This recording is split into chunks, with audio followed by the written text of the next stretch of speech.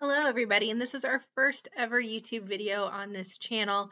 And the idea behind this YouTube video was, one, I felt kind of like there was a hole in the market for this, where a lot of the eBay YouTubers and a lot of the YouTubers that are out there that really focus on eBay tend to be more full-time, tend to make this a business of this or have a goal of making it a business, and they just keep scaling and getting larger and larger. A lot of the OGs that are there have stopped doing YouTube, have stopped doing their podcasts. I know I was very shocked when Scavenger Life stopped their podcast because I had been following them for a really long time. And I felt like there was kind of a hole and maybe a niche where what me and my husband do and our family does is slightly different than the other eBay YouTubers out there. We have been selling on eBay very, very part-time, very temporary. I think we've had our store for 3 years. And before then, we've been selling off and on since the early 2000s, just like extra textbooks. I know when I was in grad school, a lot of times the teachers would put their extra copies of textbooks out in the hallway for free. And that's where I started getting an interest for it. I would go and grab the textbooks, and then I would turn and flip them on eBay. I mean, we've been selling on eBay for so long that we were one of the, send in a money order. We can remember when, eBay listings didn't even have pictures on them. So we have been selling for a long time, but again, it's one-offs, part-time, maybe make a couple bucks here and there. We are not looking to quit our careers. We're not looking to make a living. We're not looking at any of this. Honestly, this is to pay for activities for my children. This is to help pay for vacations later on. This just makes life a little easier. My husband and I both have jobs. We both work in other areas. So how I do it and how we do it is a little different. We don't have the hours and hours and hours to sit down and do this. We don't have days where we can sit down and do this. I will say on average, we'll sit down and once a month take all the photos, and then after I have all the photos, I'll go on the computer and I will edit the photos, and then I will make the listings and so on. But this video really, I recorded it in August 2021, and this is part 1. There will be a part 2, but I like to sit down on a weekend and knock out as many photos as I can. You can kind of see my husband in the upper corner. He is also taking photos and listing items while I am taking photos. Right now in the video, I am working with these really stupid math manipulatives where it's kind of, maybe it's cathartic to watch me do this. We actually went to an elementary school, like auction, closed down auction. In our area, a lot of elementary schools were being refurbished and buildings were closing and other buildings were opening. So they had a lot of auctions to get rid of the goods and services and all that stuff. And we bought a tub of educational items. There was a bunch of Texas Instrument calculators. There were these math manipulatives in there, and I have other math manipulatives. I think they might be in part 2, but they are squares, and these are circles. These are to help learn fractions. If you guys don't know what these math manipulatives are, right now I am making sure I have all of them and they all fit in. I do believe one of them is incomplete, so I have to put in the listing incomplete, but I'm making sure I have all the pieces and the pieces match. I do a little later on go through and match the colors. Some of them are shiny, some of them are matte, so I'm like really staring at them trying to figure out how to match them and bulk them. But I do go through and do all of that. I'm taking pictures of that. We use just a normal camera. We use a camera that we'd use for family pictures. Right here, I'm trying to get rid of the glare very scientifically by holding a piece of paper up in front of the light. We do have like studio lighting, but honestly, I found it's too much of a pain in the butt to set up the studio lighting, and it's quicker and easier for me to photograph just with our dining room lighting. At the beginning of the video, you saw me trying to clean off the table. I don't have a room set aside to do eBay. I could have maybe if I had my life together figure out a place downstairs in our basement, but I don't have that, so we use our dining room table. Granted, our dining room table, much like a lot of people in America's dining room tables, it's just a clutter collector. So it takes me probably 15 to 20 minutes to clean the table off, and then I wipe it all down to make sure nothing's sticky on it, because I have 3 children, and 3 children produce a bunch of sticky ick. With this also, though, we can't use the table while I'm doing this. So I'm like, children, do not touch this table. You can't touch the table while mommy's photographing. They're pretty good about that now. Later on in the video, you'll see my cat, who is not as good at giving me personal space to do this. But with the math manipulatives, I did go through and wash them all. They were used in a classroom, probably heavily used in a classroom. So I went through and washed all of them. And now I'm just trying to figure them all out. It was kind of fun to do. It was almost like a puzzle, but it was very, very time consuming. This video is 4 times speed. I think in all in all, it's like 21 minutes. So I was close to an hour and a half of filming this, and it wasn't all at the same time. Again, when you're a parent, you can't sit down and do this all at the same time. I don't have childcare while I'm doing this. Both my husband and I are taking pictures at the same time. My childcare comes in a form of my oldest child that I'm like, please get this for your baby sisters. So, and my youngest child at the point when I was filming this was only 3. So having to work around them, having to work around a cat, having to work around our normal 9 to 5 jobs. This is very, very, very part-time for us. And again, we don't really have any hopes or any reason to scale up or do anything. When I'm doing these math manipulatives, I'm making sure they all match. So I'm making sure I have all of them. Again, I'm pretty sure one of them is not complete, and that's why I'm not doing it at the time. I want to make sure that I get what I can all put in. And when we got these, to put into context, when we got these math manipulatives, they were in a 2-gallon Ziploc bag, and none of them were put in their containers. They were just scattered in the bottom. So this was a lot of, oh, wow, I hope I have this. I will say educational materials, at least during the height of the pandemic, when children were homeschooling a lot more, even if they were in public school, they were doing remote learning. I will say during the height of the pandemic, we sold educational materials really, really well. That being said, I was also looking for educational materials for my own children, especially teacher copies of math books and stuff, because I cannot do Common Core math. So that was a hot seller. Now that, we are hopefully getting close to being on the other side of the pandemic, hopefully we will, maybe I won't sell educational materials a lot, but we've also seen an uptick in homeschooling. So the uptick in homeschooling could increase in educational materials. I've always had a lot of luck with educational materials. If something like this, I am going to sell it as a lot, but I have broke up lots and sold them individually and made fairly good money that way also.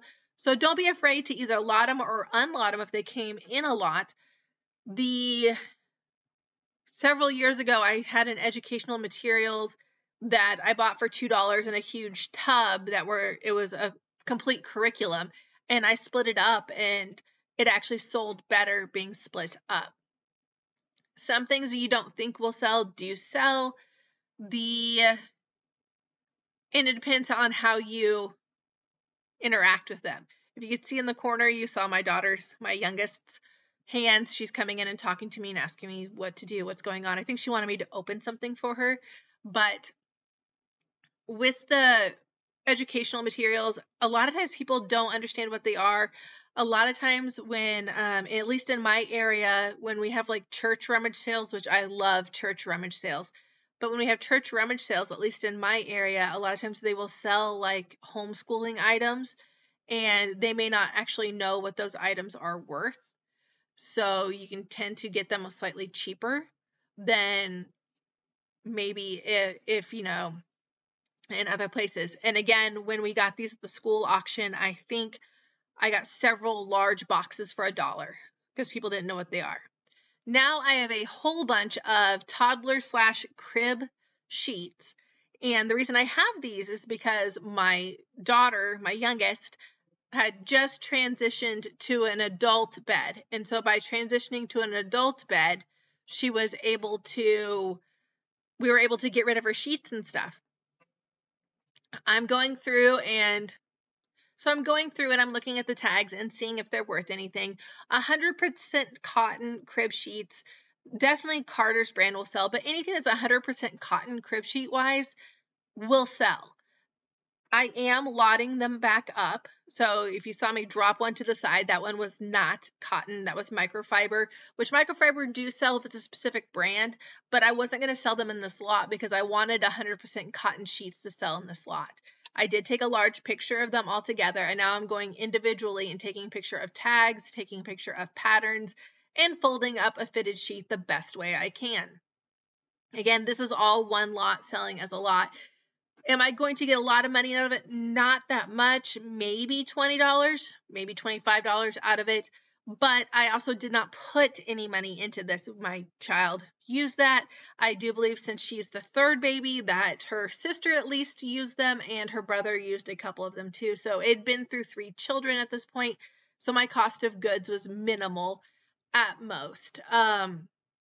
Whatever I wouldn't have sold, again, would just been donated to somebody else. But with children's items, and you will see several different children's items in this video, but with children's items, I found lotting them together works out best. And I found certain brands also work out best. With the third baby and her now being a preschooler and actually in preschool, I'm just selling a bunch of stuff. Now, here comes my cat. He is just a year old in this video. He's very, very nosy. He wants to know what I'm doing. I will say, because this is sped up, it looks like I'm being physically aggressive with him. I am not. He is just playing around and won't leave. He's very into me. I'm his person, so if I'm doing something, he wants to know what I'm doing at all times. We call him Dill Pickle or Dill Weed. His name is Dill, but he has a bunch of nicknames because he deserves them.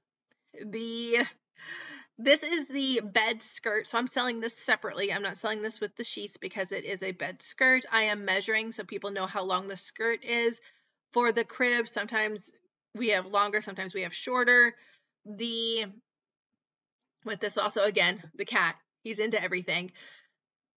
And with this also, with crib sheets, parents really want to know what the fabric is made out of. So I always make sure to take pictures of tags. I am taking pictures of a couple of books. I'm honestly going to tell you the truth. I really disliked this Barney storybook, and I was very okay with selling it. I wanted it out of my kids' collection. I actually had a really large lot of Garfield books, and I sold a lot of them together in lots, but I found that this book by itself actually sold decently, so I kept it out and separated it from the large lots. We do get a majority of the stuff just from our own found items. Sometimes we do get them from rummage sales, thrift stores, auctions. I'm taking pictures now of small figurines that my mom found in her basement during a basement clean out. So again, cost of goods to me is nothing. I do believe she bought them in the 70s, so I'm not even sure what the cost of goods to her was. They're very odd looking. They're meant to be painted, and I think we have 2 or 3 of those, and then another weird looking statue. And also in this video, we have a lot of pictures of these dresses I just put on the table. The dresses I put on the table were my mom's from the 70s that she wanted to get rid of. So again, cost of goods to me was very minimal. In fact, in this whole video, I think my entire cost of goods was 50 cents for a box of math manipulatives, and everything else I'd either bought for my own personal use and scavenged from my house, or scavenged from my mother when she was cleaning out her basement. So this is an authentic dress from the 70s, and they can be harder. I will say I do a lot of vintage 70s, 60s, 70s vintage, not real crazy vintage. I do a lot of 90s vintage too, but that's usually my own clothes because I did grow up in the 90s.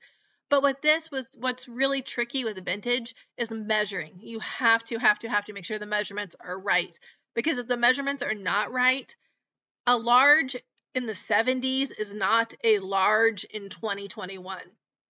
The sizes are so different. So I'm always like, large, but look at measurements. So tag says large, look at measurements. Make sure that the measurements fit you because, again, a large, honestly, this dress, I would say was more like a small to medium, but it was labeled as a large. And I wear a large and would not have been able to fit this dress. I, again, wanted to make sure I got a picture of the old paper tags on there so they could see that it is vintage, that we had the original ribbon belt to this. There are no rips or holes or anything. If there were rips or holes, I would document them via photos and I would also write them down. So I knew later on when going back and writing the listing that there is damage here and it's on picture 4. Like I would know that I have to put that picture in because it does show damage. Now I'm throwing out some baby onesies that my daughter outgrew. Some of them are new with tags, most of them are not. But again, the cost of goods is very minimal with me because she did get use out of them. I'm not going to be one of those sellers that are, well, I paid $50 for it, so I better get $45 for it when it's obviously been used. It drives me a little crazy, especially around like garage sales here and thrift stores here. Lately, I don't know if it's just a trend with the thrift stores around here, but I've seen a lot of as seen on eBay or eBay pictures, eBay prices. Now, most of these onesies that I'm throwing out, these fleece-footed sleepers, a couple of them do have tags on them. And even though the Elsa and the Paw Patrol are not Carters, I included them because it's a desirable pattern. This becomes even more desirable the older clothes you get. If that character is no longer popular and it's hard to find, then the value increases.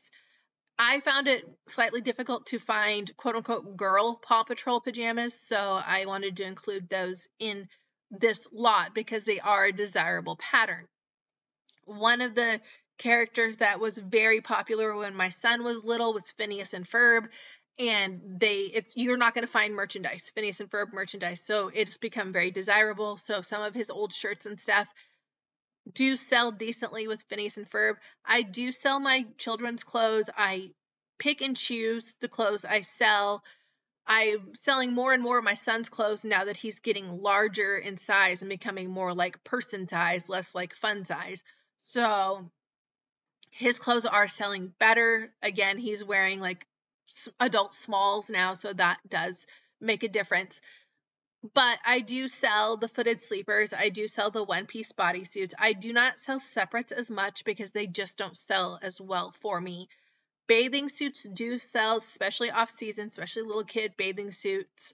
One of the biggest issues, though, with selling kids' clothes, or biggest issues, best issues, selling kids' clothes, you really, really, really have to check for damage. Staining, wearing thin around the zipper. I don't know how my youngest did it, but she literally chewed a zipper off a sweatshirt. So be very aware. Children are very hard on clothes, so that's one of the harder things about this. This is another dress from the 70s that my mom found in her basement. I will say with both of the dresses that my mom found in her basement, I did put them in my freezer to make them smell slightly better because they smelled like 70s basement. But it was fine afterwards. Also with vintage dresses and stuff, be very careful with the care instructions. Even though it doesn't say do not machine wash, it may be a do not machine wash situation. The machines nowadays way more powerful. I do hand wash a lot of the vintage dresses just so they don't have issues falling apart in my washing machine, falling apart in my dryer. I think both of the vintage dresses were polyester, so it wasn't like a fabric situation, but a sewing quality. They survived the 70s. They may not survive my washing machine situation. This is just a little cute dress that my daughter could no longer wear, my middle child. And I do believe it's a tennis outfit, but she just wore it as a dress, but it is a tennis outfit. With this, I think just in the hour and a half of me taking this video, I think I changed my battery on my actual physical camera that I'm taking pictures with 3 times. I always have extra batteries, but this camera is a camera that we would use to take pictures of soccer games or anything like that. It's not just going to sit in an eBay room. These 2 specific shirts that I just took pictures of, the reason that they are desirable, they're not desirable because they're a college team, but the reason they are desirable is because the mascot has been retired. So anytime you can find any outfit, any sports teams, anything where a mascot has been retired, they do better. They do sell better. There's nothing special about these shirts except that the mascot has been retired. And again, we sell what we can get.